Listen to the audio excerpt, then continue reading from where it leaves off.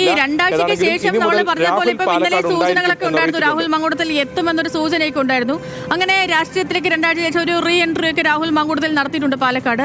പക്ഷെ അപ്പോഴുമേ ഇപ്പം രാഹുൽ മാങ്കൂട്ടത്തിൽ ഈ ഒളിവിൽ പോകുന്ന ഒരു നിലയിലല്ല തിരികെ വന്നിരിക്കുന്നത്. കോൺഗ്രസ് പാർട്ടിയിൽ നിന്നും പൂർണ്ണമായും പുറത്താക്കപ്പെട്ടയാളാണ്. സസ്പെൻഷൻ അല്ല, പുറത്താക്കലാണ്. പാർട്ടിയിൽ നിന്നും കോൺഗ്രസ് പൂർണ്ണമായും കളഞ്ഞു രാഹുൽ മാങ്കൂട്ടത്തിൽ. പക്ഷേ ഇന്നിപ്പോൾ രാഹുൽ മാങ്കൂട്ടത്തിൽ വോട്ടിന് എത്തിയത് പോലും പ്രാദേശിക കോൺഗ്രസ് നേതാക്കൾക്കൊപ്പമൊക്കെയാണ്. അപ്പം ഇക്കാര്യത്തിലൊക്കെ പാർട്ടി കളഞ്ഞ ഒരാളിന് എങ്ങനെയാണ് പ്രാദേശിക പാർട്ടി നേതൃത്വത്തിന്റെ പിന്തുണ, അവർക്കൊപ്പം വരാനാവുക തുടങ്ങിയ കാര്യങ്ങളൊക്കെ പാർട്ടി ഇനി പ്രതിരോധത്തിലാക്കില്ലേ? പാർട്ടി മറുപടി പറയേണ്ടി വരില്ലേ?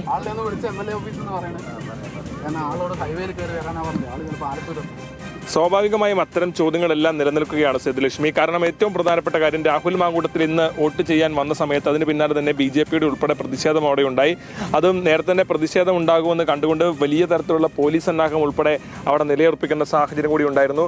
ആ പോലീസ് സന്നാഹം അവിടെ കാത്തു നിൽക്കുന്ന ഇതിനിടയിലാണ് ഇത്തരത്തിൽ രാഹുൽ എത്തുകയും പ്രതിഷേധങ്ങൾ ഉണ്ടാകുകയും ചെയ്യുന്ന സാഹചര്യം ഉണ്ടായത്. ആ പ്രതിഷേധങ്ങൾ ശക്തമായി തന്നെ തുടരുന്ന സാഹചര്യം ഉണ്ടായി. അത്തരത്തിൽ ആ പ്രതിഷേധങ്ങൾ തന്നെയാണ് ഇപ്പോഴും നാളെയും ഉൾപ്പെടെ തുടരാനുള്ള ഈ പ്രതിഷേധ ആ ഭാഗത്ത് എനിക്ക് തോന്നുന്നു റഹീമും ഉണ്ടായിരുന്നു തോന്നുന്നു. വോട്ട് ചെയ്യാൻ എത്തിയ രാഹുലിനെ നേരിടേണ്ടി വന്നത് പ്രതിപക്ഷ യുവജന സംഘടനകളുടെ കനത്ത പ്രതിഷേധമാണ്. കാലൻകോഴിയെ പാലക്കാടിന് വേണ്ടെന്ന പോസ്റ്റർ രാഹുലിന്റെ കാറിന് മുന്നിൽ പതിച്ചു. ആ ദൃശ്യങ്ങളിലേക്ക്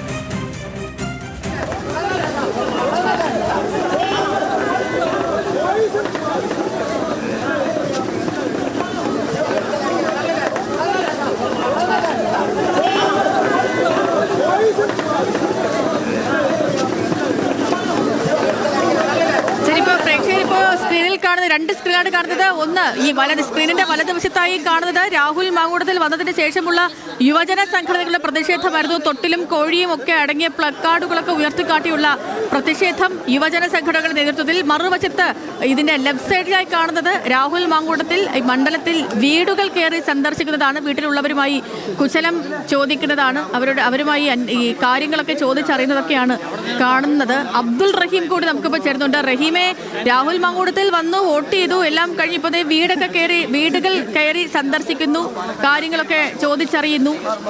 മറുവശത്ത് ഇപ്പോൾ നമ്മൾ ഈ പ്രതിഷേധം ഉണ്ടായിരുന്നു യുവജന സംഘടനകളുടെ. കഴിഞ്ഞ ദിവസം തന്നെ രാഹുൽ എത്തുകയാണെങ്കിൽ പ്രതിഷേധിക്കുമെന്ന ഒരു സൂചനയും പരാതി നൽകുന്നതിന് മുമ്പ് രാഹുൽ പറയുന്നത് എല്ലാം നേരിടുന്നതാണ്. പക്ഷേ ആ പരാതി നൽകിയ ശേഷം രാഹുൽ ഒളിവിൽ പോയി എന്ന രീതിയിലുള്ളായിരുന്നു. എവിടെയായിരുന്നു എന്നുള്ളത് വ്യക്തമാക്കേണ്ടതില്ലേ?